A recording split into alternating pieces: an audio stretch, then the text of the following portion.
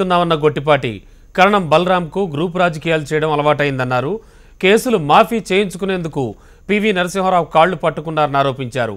తాను గతంలో 10 ఏళ్ల అధికారంలో ఉన్న ఇలాంటి దాడులను ప్రోత్సహించలేదంటోన్న గొట్టిపాటి రవికుమార్తో మా ప్రతినిధి నరసింహారావు ఫేస్ టు ఫేస్.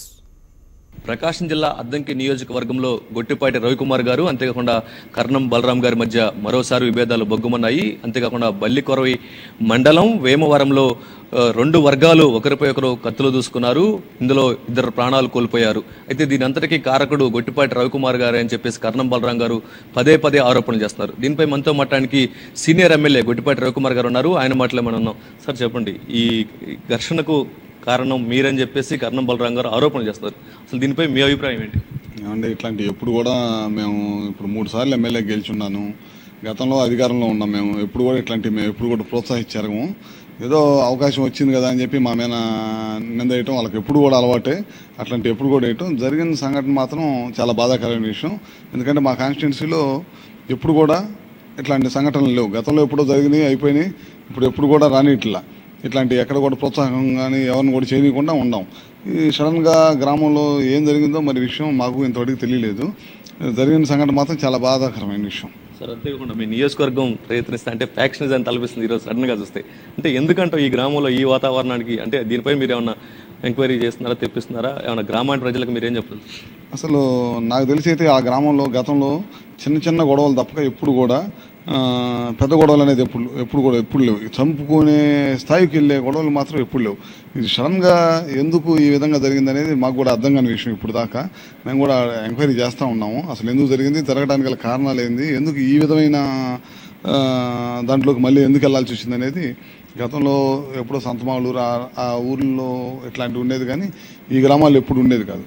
మరి ఎందుకు ఈ విధంగా జరిగింది అనేది మేము కూడా ఎంక్వైరీ చేయమన్నాము, కనుక్కోమని చెప్పాం. సార్ అంతేకాకుండా కూడా బలరాం గారు ఒక వైసీపీ నుంచి గోండాలు పార్టీ నుంచి మొదటి నుంచి నమ్ముకొని ఉన్న వాళ్ళపైన దాడులు చేపిస్తున్నారు. 10 రోజుల నుంచి దీని మీద మ్యాప్ గీపించాడు గొట్టిపాటి రవికుమార్ అని ఒక ఆరోపణ చేస్తున్నారు. దీనిపై మీ అభిప్రాయం? సరే, ఇప్పుడు మేము కొండాలమో వాళ్ళు కొండాలో వాళ్ళు ఏంటనేది ప్రజలకు తెలుసు. నేను ప్రత్యేకంగా చెప్పని అవసరంలా. వైసీపీ నుంచి మేము వచ్చామంటే ఆ రోజు రావటం జరిగింది, ఉన్నాము. మేము ఎప్పుడు కూడా ఇట్లాంటి ప్రోత్సహించండి. ఆయనలాగా కేసుల కోసం పార్టీలు మారాల్సిన అవసరం లేదు. మటలు చేసి కేసులు తప్పించుకోవడానికి పివి నరసింహారావు కాళ్ళు పట్టుకున్న విషయం మనందరికీ తెలిసిందే. ఇట్లాంటి పనులు అట్లాంటివి మేము చేయాల్సిన అవసరం లేదు. దానికోసం ప్లాన్లు చేసి మటలు చేపించే సంస్కృతి మాది కాదు. ఎప్పుడు కూడా గడిచిన ఇవాళ కొత్తగా నేనేమో అధికారంలో రాలా. గతంలో కూడా 10 సంవత్సరాలు మేము అధికారంలో ఉన్నాను. కాంగ్రెస్ పార్టీలో అధికారంలో ఉన్నప్పుడు ఉన్నాను. అప్పుడెప్పుడు ఇట్లాంటివి జరగలేదు కదా. ఎప్పుడు కూడా మేము ప్రోత్సహించాం. ఇదేదో అన్ఎక్స్పెక్టెడ్గా గ్రామంలో ఏదైనా చిన్న కక్షలు ఏమన్నా ఉండి జరిగినాయా అనేది మాకు అర్థం కాలేదు. దాన్ని కూడా ఎవరు అందుబాటులో లేరు కాబట్టి అసలు ఏంది అనేది చూస్తూ ఉన్నాం. అంటే టీడీపీ అంటే మీరు అంతకుముందు కాంగ్రెస్లో ఉన్నారు, వైసీపీలో ఉన్నారు, ఇప్పుడు టీడీపీలోకి వచ్చారు. కర్ణం బలరాం ఫస్ట్ నుంచి అంటే నేతలు కలిసినంత సడన్గా కేడర్ కలవలేరు అనుకుంటారు. అందుకే ఆ నేపథ్యంలో ఇలాంటి గొడవలు అనుకోవచ్చు అంటారు. నాకు తెలిసి రాజకీయపరమైన గొడవలు మాత్రం నేనైతే అనుకోవట్లేదండి. ఎందుకంటే అంత గొడవలు అయితే లేవు. ఇప్పుడు కాన్స్టిట్యున్సీ మీరు చూస్తూ ఉన్నారు. ఆ గ్రామంలో కూడా గొడవల గ్రామం కాదు అది. ఏదో చిన్న గొడవలు ఉంటాయి కానీ చంపుకునేంత గొడవలు లేవు. సడన్గా ఎందుకు ఇంత పెద్ద గొడవ అయిందనేది గీసుకొని కళ్ళల్లో కారం కొట్టుకుని అంటే పెద్ద స్థాయిలో కూడా ఒక ఫ్యాక్షన్ ఏదో ఆ తరహాలోనే కనపడింది. ఇప్పుడు డిపార్ట్మెంట్ వాళ్ళు చెప్పే విషయాన్ని గమనిస్తే కనుక ఆ తరహాలోనే కనపడింది. మరి ఏంటా దీనికి గల కారణాలు ఏందనేది ఒకసారి పరిశీలించాలి. చూద్దాం. చివరగా రాబోయే రోజుల్లో కూడా ఇలాంటి ఎక్కడ కూడా జరగకూడదు. జరిగిన నష్టాన్ని మనం ఎవరు పోర్చలేము. ఆ కుటుంబాలని మాకు బాధాకరమైన విషయం. కానీ ఏ విధంగా వీటిని ముందుకు జరగకుండా చేయాలనే దాని మీద కూడా ఆలోచన చేయాలి. చివరికి ఆ గ్రామస్తులకి మీరు ఏం చెప్పదలుచుకున్నారు? ఆ మండలానికి కానీ గ్రామానికి కానీ? మండలం కాదు, అద్దం కాన్స్టిట్యున్సీలో కానీ ఎక్కడ కూడా ఈ టైప్ ఆఫ్ రాజకీయం మంచిది కాదు. మనం గడిచిన 10 సంవత్సరాలు 15 సంవత్సరాల్లో ఏ విధంగా శాంతియుత వాతావరణంలో మనం ముందుకెళ్ళామో అదేవిధంగా వెళ్ళటం మంచిది. ఇలాంటి వాటి వల్ల అందరికీ, మనకే కాదు, పార్టీకి కానీ లేకపోతే ప్రజలకు కానీ సమాజంలో కానీ చెడు వాతావరణం వస్తుంది.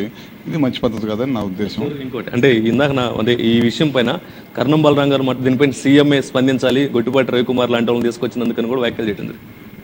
చూద్దాం మరి అందరికీ. సో ఇది మనం చూసుకుంటే మొత్తానికి అద్దంకి నియోజకవర్గంలో గతంలో గొడవలు ఉన్నాయి తప్ప కానీ ఈ మధ్యకాలంలో ఎప్పుడూ లేవు.